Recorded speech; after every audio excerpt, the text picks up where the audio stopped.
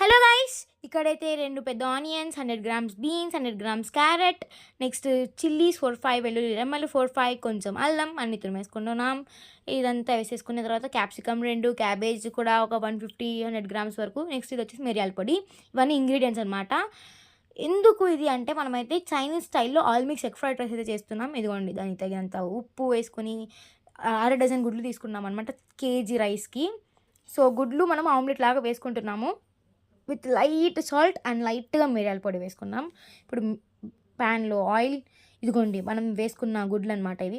First ఆయిల్‌లో onion వేసి బాగా అది కొంచెం అట్లా ఫ్రై అవ్వాలి ఆనియన్. మనం మామూలుగా చెప్పుకుంటాం కదా, అలా ఫ్రై అయిన తర్వాత అల్లం, వెల్లుల్లి నీట్‌గా యాడ్ చేసేసుకుంటున్నాము. దాని తర్వాత చిల్లీ కూడా వేసేసుకుంటున్నాం. దాని తర్వాత బీన్స్. సో బీన్స్ కూడా వేసేసి నెక్స్ట్ అయితే క్యారెట్ వేసేసి నీట్‌గా అంతా మిక్స్ చేసేసి క్యాబేజ్ వేసుకుంటున్నాం అనమాట. క్యాబేజ్ కూడా వేసి అది కూడా బాగా మిక్స్ చేసి నెక్స్ట్ ఉప్పేసుకుంటున్నాం. ఇప్పుడు ఉప్పేసుకోవాలనమాట మనకు రుచికి తగినంత. దాని తర్వాత క్యాప్సికమ్ కూడా వేసుకుంటున్నాం అనమాట మనము. వేసేసి అంతా నీట్‌గా మిక్స్ చేసుకుంటున్నాం. క్యాప్సికమ్ వేసిన తర్వాత మాత్రం సాల్ట్ ఎయకండి. ఏదో బాగుండదని అమ్మమ్మ చెప్పిందనమాట. దానికి ముందే సాల్ట్ వేసిన తర్వాత క్యాప్సికమ్ యాడ్ చేసుకుంటున్నాము. ఇక్కడైతే అంతా నీట్‌గా మిక్స్ చేసుకుంటున్నాం. మిక్స్ చేసి మనం ఎగ్‌నంతా వేసుకుంటున్నాం అనమాట. మ్యాష్ చేసేసి నీట్‌గా. ఇప్పుడు ఎగ్ కూడా వేసేసిన తర్వాత నీట్‌గా మిక్స్ చేసుకుంటున్నాం అనమాట ఈ మిక్స్చర్‌నంతా. చెప్పాను కదా కేజీ రైస్ తీసుకున్నాం మనము. దానికి తగినంతనే ఈ క్వాంటిటీస్ అన్నీ. నెక్స్ట్ కొంచెం దాని క్యాప్‌లోనే కొంచెం మనం సోయా సాస్ అయితే ఏసుకుంటున్నాము. హాఫ్ టేబుల్ స్పూన్ లాగా, టీ స్పూన్, హాఫ్ టేబుల్ స్పూన్‌లో మనం సోయా సాస్ అయితే వేసేసుకొని నీట్‌గా దాన్ని మిక్స్ చేసుకుంటున్నాం. ఇదిగోండి రైస్ అయితే బాగా చల్లార్చి వేరే దాంట్లోకి తీసుకొని చల్లార్చి దాంట్లోకంతా ఈ మిక్స్చర్ అయితే ఏసుకుంటున్నాం.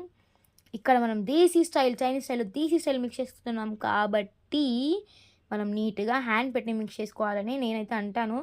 హ్యాండ్ పెట్టి మిక్స్ చేయకపోతే అన్నం అక్కడక్కడ ఉండిపోవడము, అక్కడంతా మసాలా తగలకపోవడం అలా ఉంటది. సో నీట్‌గా మసాలా అంతా వేసేసుకుంటూ అన్నంలో కొంచెం అన్నం చల్లగానే ఉండాలి. అంటే మరీ చల్లన్నం కాదు. అప్పుడు చేసి కొంచెం ఫ్యాన్ కింద అయితే పెట్టేస్తుంది అమ్మమ్మ.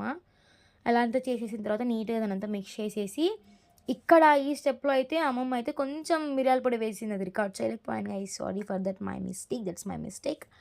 సో కొంచెం మిరియాల పొడి కూడా మనకు తగ్గినంత. మనం ఇందులో ఎలాంటి ప్రిజర్వేటివ్స్ వేయలేదు కాబట్టి లైక్ చిల్లీ పౌడర్ కానీ, పసుపు కానీ ఎలాంటి కలర్ ఎఫెక్ట్స్ కూడా ఏమీ యాడ్ చేయలేదు. మనం ఏమన్నా వేసామంటే సోయా సాస్ మాత్రమే. అది కూడా కొంచెం అలా టేస్ట్ కోసం మాత్రమే. సారీ గైస్, మర్చిపోయా. స్టార్టింగ్‌లో మనమైతే కొంచెం టేస్టింగ్ సాల్ట్ కూడా ఏసామనమాట ఉప్పు కన్నా ముందు. అది వీడియోలో రికార్డ్ అయ్యిందో లేదో గుర్తులేదు గైస్ నాకు. దాని తర్వాత దీన్ని తీసుకొనెళ్ళేసి కొద్దిసేపు అలా స్టవ్ మీద పెట్టేస్తున్నాము. This is the result. Bye guys, please like, share and subscribe.